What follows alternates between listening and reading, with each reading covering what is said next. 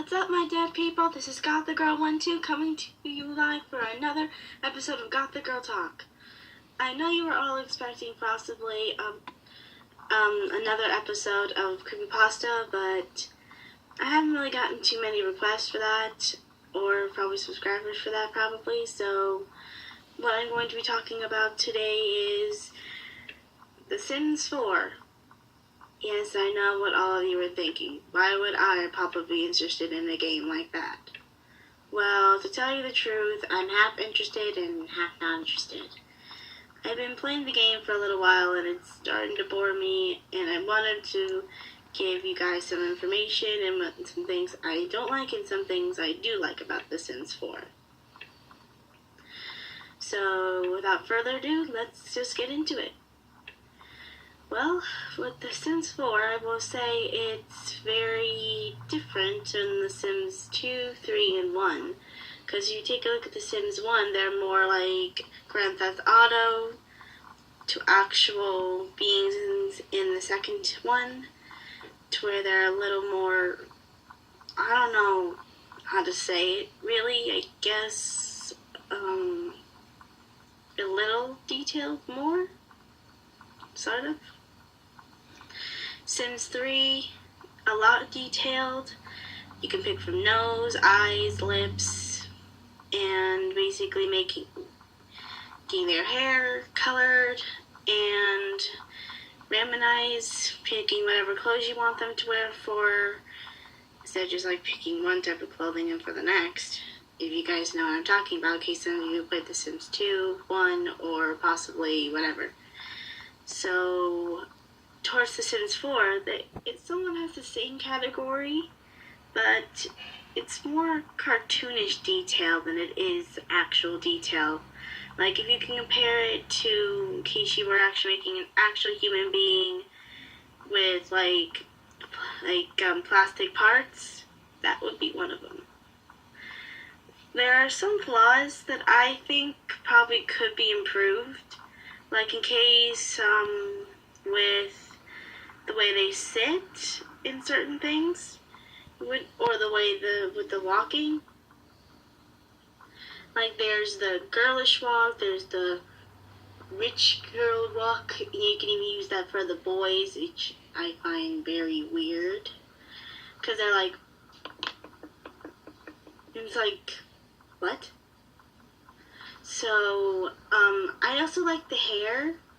They're very cool. I like how you can go long, short, to actual short. Or cases in reverse, I don't know. I actually can't remember that off the top of my head. I just came back from playing it a little while ago and I started looking up some more stuff for this video, so anyway, going back on, I will also say, with playing around with the certain things, when you first started out with a certain 3 packs, there's very much difference. Instead, like in number 2, how things would automatically save and nothing really would change, and in 3, nothing, well, actually, things would change, just to, pause the place, but in The Sims 1 and 2, when you pause the game and you save it, nothing changes. They're in the same way as they are now. You have to play them as they get older and mature, and how the Sims die or plead, trying to get their Sims back from death.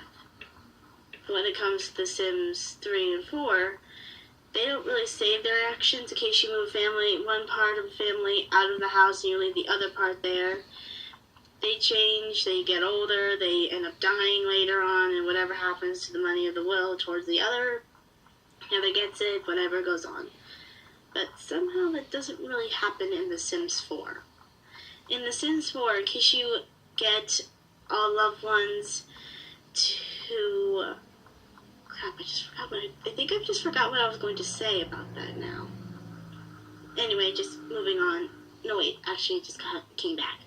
In case you fall in love with a Sim and you fully know them towards the green and the flirty thing, which is, I guess, the love meter or something. I don't really get those meters. And you get them in the house, there's no money that comes with it. You actually don't get nothing. They just come into your house and there's no money left that they could give you. And I will talk about the outrageous prices they have in The Sims 4. Oh my god. It's like, you thought things were bad in The Sims 3 or 2. Sims 4 is way, way worse. It's like, in case you want to get something hopefully for a low price, oh my god, there's only certain things that you can buy. You have to have either a lot of money or enough money to spare that you can actually get what you want or you need. In case a sim has a bubble where they want to buy an easel, or they want to buy an instrument. Those things are really expensive, like literally expensive. And it's like, why? Somebody just tell me why they add this into the game. Yeah. I was literally pissed off. But anyway, moving back on. When I was talking about the animations, in case there's a thing, in case you need to like repair something in The Sims 4, they actually lined the whatever they were using, like a wrench or a hammer to fix things. In The Sims 4, it doesn't look good lined up with that at all. Like toward the faucet maybe, they're actually aiming downwards towards where the water would go down. You know, I think that should be put back up towards where the water is actually going and towards the, the faucet or whatever. I actually can't remember those things anymore at the moment. But the animations could be somewhat improved. Like in case they're going to nap, you would expect them to nap a little bit more like a human possibly, and move around a little bit more like a human as they're napping or sleeping. But instead they're just laying about, turning over like this and not moving after that.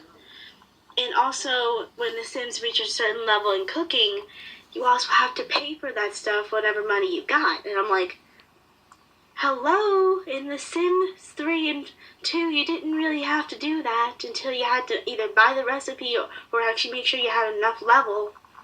And I'm like, okay, The Sims 4 is literally getting either the editors weren't doing their job right or they properly didn't test it on someone who would have certain opinions. And I don't know if you guys know how to do this, but I've been trying to figure this out. Trying to split the family